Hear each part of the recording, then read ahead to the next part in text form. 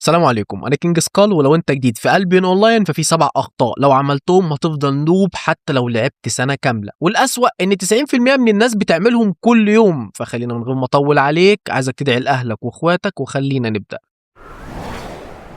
بص يا جميل، انا دلوقتي دخلت عالم البيون اونلاين. في نوعين من اللاعبين هنقابلهم جوه اللعبه، واحد اول مره يلعب MMO وده حظه اسود انه يبدا بالبيون اونلاين، وفي واحد لعب MMO قبل كده بس برضه هيتفشخ هنا عادي يعني، لان البيون اونلاين لعبه تانية خالص، ورغم الاختلاف الاخطاء بتكون واحده. اول غلط انك تجيب بيلد غاليه بدري، لسه عامل مليون ولا 2 مليون تقوم جايب بيلد تقيله فشخ، وغالبا كمان غلط، وبعد كده تنزل فيد زون او بلاك زون وتموت وترجع من الصفر. وحرفيا الصفر هنا في البيون اونلاين انك ترجع تجمع طوب تاني من على الارض، فما تبقاش عبيط، العب بحاجه رخيصه اخرها مثلا تير 7 وامشي واحده واحده. انما اللي بيعمل كده وعارف ان ده غلط وبيقول اصل انا بستمتع وما اعرفش ايه وده الهاف فن بتاعي، ده بيتغدى برسيم، فما تبقاش زيه. وتاني غلط انك تلعب لوحدك. انا عارف انك متوحد وملكش اصحاب وقاعد في كهف، بس فوق لنفسك، الاوضه اللي انت قاعد فيها دي ليها باب، ما ينفعش تكمل كده. البيون مش لعبه سولو، انت كده بتبطئ نفسك وبتخسر اكتر وبتتقدم بالعافيه. ادخل جلد والعب مع ناس، وبجد الفتره دي في كوميونتي وجلدات كويسه جدا. حتى انا الفتره دي اساسا بلعب في جلد ببزيركون اللي هي جلد الحراق، عشان هناك في وولد بوس افا دنجن CTA اللي هي ZVZ يعني، وحتى في كونتنت لكل حاجه تقريبا، رات ستاتيك جروب دنجن وتراكنج وفاكشن. انا اصلا بطلع بالناس كل يوم تقريبا تراكنج وفاكشن وجروب دنجن كل يوم تقريبا، بس يعني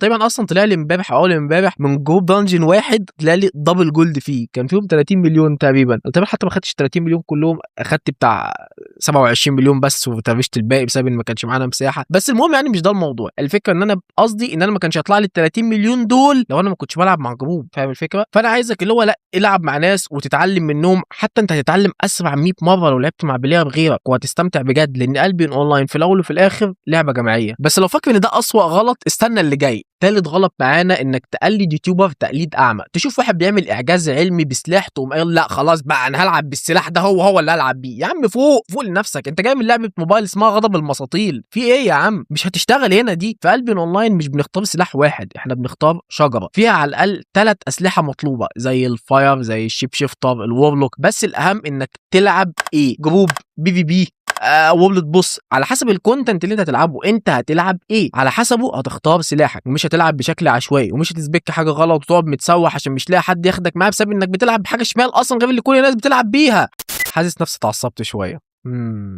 طيب ما علينا، المهم ان انا عايز اشرح الحته دي قبل ما نتنقل اللي بعدها. ما ينفعش ثم ما ينفعش تشوف سلاح يعجبك تقول هلعب بيه، لان لو السلاح ده غلط وفيش ناس محتاجاه في اي كونتنت تاني، انت هتتسوح، هتضيع وقت على الفاضي، وكده اصلا هتلاقي صعوبه اصلا في انك تلعب بيه وتسبكه، عشان في اسلحه PvP ما تنفعش غير في الPvP. بس عموما الغلط مش غلطكم انتوا، الغلط غلطتي انا بصراحه، لان انا كان المفروض انزل فيديوهات عامه كل فتره عن اهم الاسلحه اللي تسبكها وتسبكها ليه، وعامه ان شاء الله بعد الفيديو ده في فيديو وراه على طول هيبقى الموضوع ده. المهم نروح لرابع غلط، انك مش فاهم الماركت مش NPC، الماركت ده ناس زيها زيك بالظبط، عرض وطلب. ما تروحش تكرفت حاجه السوق مليان منها وتقول لي هكسب، لا يا حبيبي، انت كده بتخسر. شوف ايه المطلوب واعمله، وكمان ما تبيعش في اي مدينه وخلاص. فرق السعر ممكن يبقى 20 مليون بين هنا وهنا، يعني مثلا بين فيديو واتش ومارت لوك، ده بجد مش هزار يعني. انت خلتني الحاجه من هنا لهنا تكسب فيها 20 مليون. فالفكره انت هتكرافت ايه بيكون على حسب الماركت عايز ايه، هتبيع فين على حسب المكان ده محتاج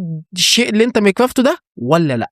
فهمت؟ لازم تركز قوي في النقاط بتاعت الماركت دي، لان مش اي حاجه تكسبها تروح تبيعها في اي حته. لا، انا ممكن عادي جدا اكسب مثلا كام سعر شنطه 8/4 الاقيها مثلا في البلاك ماركت ب 27 مليون، والاقي واحد اصلا عارض ان هو محتاجها في بريدج واتش على 30 مليون، فساعتها لو بعتها للبريدج واتش هيبقى احسن من البلاك ماركت اللي هو اصلا بيبيع باحسن سعر. وده يعني مثال عشوائي بحت يعني، بس بحاول اوصل لك الفكره عامله ازاي. المهم نروح لخامس غلط، وده اكتر غلط بيشلني. تخيل معايا واحد خايف يموت جوه اللعبه، يعني مش خايف يموت في الحياه، لا خايف يموت جوه اللعبه. يا صاحبي انت كده محتاج تتعالج سكه ودغ، والله العظيم انت كده محتاج تتعالج. يا عم موت، يا عم موت، واحد هات لك بلديه تانيه وتعالى نكمل الكونتنت، ما تقرفناش يا عم.